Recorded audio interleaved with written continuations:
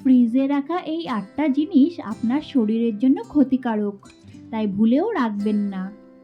নমস্কার, আমি নন্দিনী, আপনাদের জানাই স্বাগত আমাদের এই চ্যানেলে। 1 নম্বর, মাখন ফ্রিজে 2 সপ্তাহের বেশি রাখা উচিত নয়। ভালো কোয়ালিটির কোনো প্লাস্টিকে মাখনটি রেখে কিছুদিন ধরে ফ্রিজে রাখতে পারেন। মাখন ব্যবহার করার সময় এলে 15 মিনিট আগে ফ্রিজ থেকে বের করে নিন। 2 নম্বর, যদি আপনি তুলসী বা মেহেন্দি ফ্রিজে রাখেন তাহলে তা শুকিয়ে যেতে পারে। আপনি এগুলি একটি ছোট গ্লাসে ঘরের তাপমাত্রায় জলে রাখতে পারেন, তবে মনে রাখবেন যে তা বাইরের আলো থেকে দূরে থাকবে। 3 নম্বর, ফ্রিজে ফল ও সবজি নির্দিষ্ট সময়ের জন্য রাখা যায়। এর চেয়ে বেশি সময় রাখলে খাবারের পুষ্টিগুণ কমে আসে।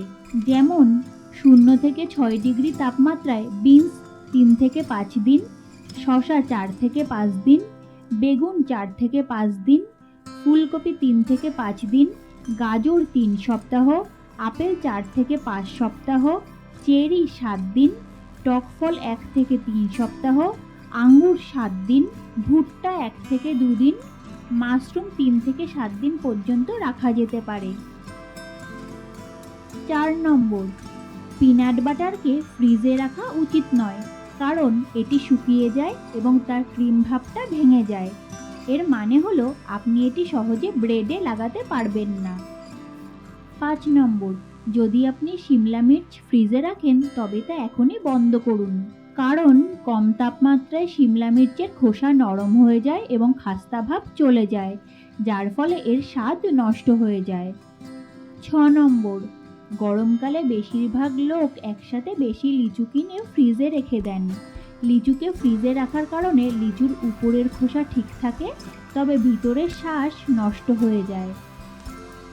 7 নম্বর, টক জাতীয় ফল ফ্রিজে দীর্ঘ সময় রাখা উচিত নয়। এগুলি ফ্রিজে রাখার কারণে খোসার উপর কালো দাগ পড়তে পারে এবং রসও শুকিয়ে যায়। 8 নম্বর, কেককে এয়ারটাইট কন্টেনারে কিছুদিন ধরে রাখা ভালো। যদি তার উপরে তাজা ক্রিম থাকে তবে নিশ্চিতভাবে তা ফ্রিজে রাখবেন না।